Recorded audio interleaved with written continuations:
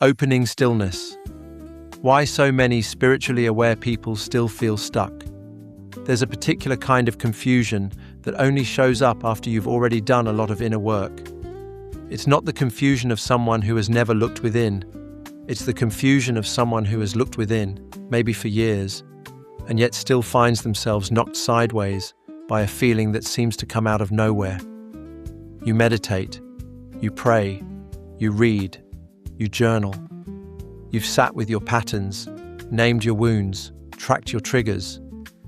You've had moments of real clarity, moments where you honestly thought, this is it, I'm free now. And then a random conversation, a stressful week, an old memory, a look on someone's face, a tone of voice, a piece of news, and suddenly you feel the familiar rush in your chest, the tightness in your throat, the heat behind your eyes, the old story that says, here we go again. When that happens, it can feel like a personal failure, even if you would never say it out loud. Because on some level, you believed that spiritual growth was supposed to make you steadier than this.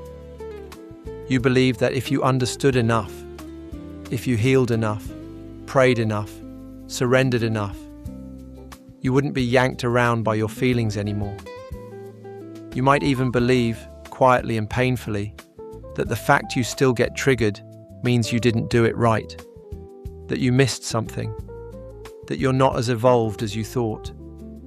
Or worse, that all your efforts were just a beautiful coping strategy dressed up as wisdom. But that's not what this is. What you're meeting is not a failure of your spirituality. It's the honest reality of being human, especially the honest reality of having a nervous system. Because the part of you that understands life through insight is not the same part of you that understands life through protection. You can have a mind that sees clearly and a body that still braces. You can have a heart that forgives and a nervous system that still expects impact. You can genuinely love people and still feel your system tighten when they get close. You can know you are safe in this moment and still feel your body act as if you aren't. In plain language, you can understand a lot, but your body hasn't caught up yet. That sentence alone can bring a strange kind of relief, because it takes the shame out of the equation. It reminds you that what feels like being stuck is often just being outpaced. Your insight ran ahead, but your system is still trying to learn, through repetition, through safety, through time, that the present is not the past. This is where many spiritually aware people get caught. They've learned how to think in spiritual terms. They've learned how to see patterns. They've learned how to talk about healing. They've even learned how to hold a kind of compassionate witness consciousness over their experience. But underneath that witness, something in the body still panics when the world feels uncertain. Something in the body still mobilizes when it senses rejection. Something in the body still shuts down when it anticipates overwhelm. And if you don't understand what that is, you'll end up in a subtle war with yourself, where you try to use spirituality to argue your way out of feelings. You can tell when that's happening because the inner voice gets urgent. It starts saying things like, I shouldn't be feeling this, or why am I still here, or I thought I healed this, or I'm being so negative, or I need to raise my vibration, or I need to get back into alignment. The words change depending on your tradition, but the energy is the same. It is a pressure to leave your experience instead of being present with it. It is a subtle form of self-abandonment disguised as spiritual discipline. And the tragedy is that the more spiritually intelligent you are, the easier it can be to do this without noticing. You can spiritualize your avoidance beautifully. You can say all the right things while still resisting your own humanity. You can speak about acceptance while you are secretly demanding that your emotions hurry up and disappear. So let's slow down right here at the beginning and tell the truth in a simple way. If you are spiritually aware and still feel stuck sometimes, It may not be because you lack insight. It may be because your healing is asking for a different kind of attention now. Not the attention of analysis, not the attention of striving, not the attention of fixing, but the attention of integration. Integration is one of those words people use a lot, but it becomes much clearer when you make it ordinary. Integration means that what you know in your mind becomes something your body can trust. It means that your wisdom is no longer only an idea. It becomes a felt experience. It means that your nervous system is not forced to live in a different reality than your spirit. It means that the part of you that learned to protect you is no longer treated like the enemy. Instead, it is included in your healing. If enlightenment is often imagined as rising above, integration is more like coming home. It's the slow, steady process of gathering all the parts of you that got left behind. Parts that were scared, parts that were shamed, parts that were overwhelmed, parts that had to become tough, parts that had to become invisible, and letting them know they are welcome now. Integration is not a dramatic breakthrough. It is the quiet rebuilding of trust inside the self. That's why, at the beginning of this talk, it has to sound like stillness.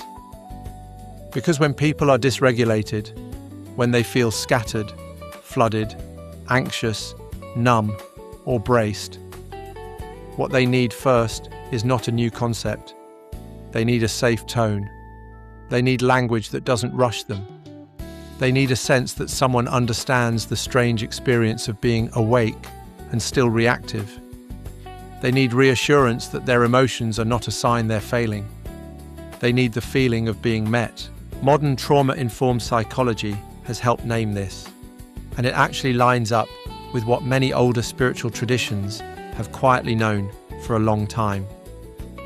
Trauma-informed clinicians often emphasize that the body holds patterns of protection that don't respond to logic alone. Even when you tell yourself you are safe, your system may still respond based on old learning. The psychiatrist Bessel van der Kolk, in The Body Keeps the Score, describes how the body can continue to react as if danger is present even when the mind knows it isn't. That's not because you're broken. It's because your system learned through experience, not through explanation. It learned through what happened and what you had to do to survive it. And spiritual traditions, when they are at their best, don't shame that.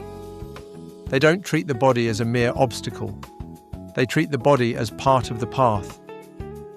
Buddhism, for example, does not begin by demanding that you feel bliss. It begins by asking you to notice what is true. It teaches you to be with experience as it is, pleasant, unpleasant, or neutral, without clinging and without pushing away. When that teaching is lived deeply, it doesn't turn you into someone who never feels pain. It turns you into someone who doesn't abandon themselves when pain appears. That's a very different kind of freedom. What keeps people stuck is often not the emotion itself. It's the fight with the emotion. It's the fear that the emotion means something terrible. It's the belief that if you let the feeling be there, it will swallow you. It's the reflex to turn every wave into an emergency. And that reflex, again, is not a moral failing. It is often the echo of earlier times when emotions really did feel dangerous. Times when there was no room for them, no support for them, no safe witness for them. If you grew up in a home where anger meant chaos, you may still tense up when you feel anger in your chest. If you grew up in a home where sadness was mocked or ignored, your system may still treat sadness as something to hide. If you learned that being too much got you punished or abandoned, your body may still clamp down whenever you feel yourself getting intense. If you lived through experiences where you had to stay alert to survive, emotionally, socially, financially, your nervous system may still be scanning for threats, even in moments that are actually calm. That is why insight alone isn't always enough. You can understand the origins of your patterns and still feel them. You can forgive your past and still flinch. You can believe in love and still brace. Because understanding is not the same thing as safety. And this is the pivot that changes everything. Your next level of healing may not come from more force or more work.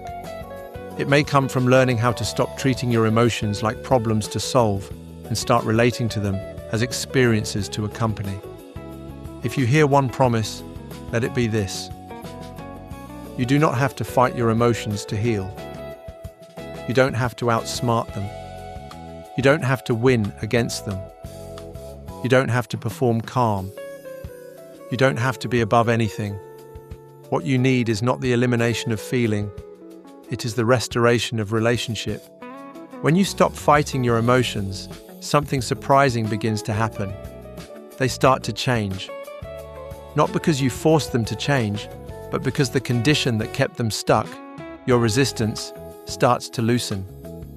The therapist and meditation teacher Tara Brach speaks often about the power of meeting experience with a compassionate presence. And in Radical Acceptance, she describes how the simple act of allowing can soften what feels hard.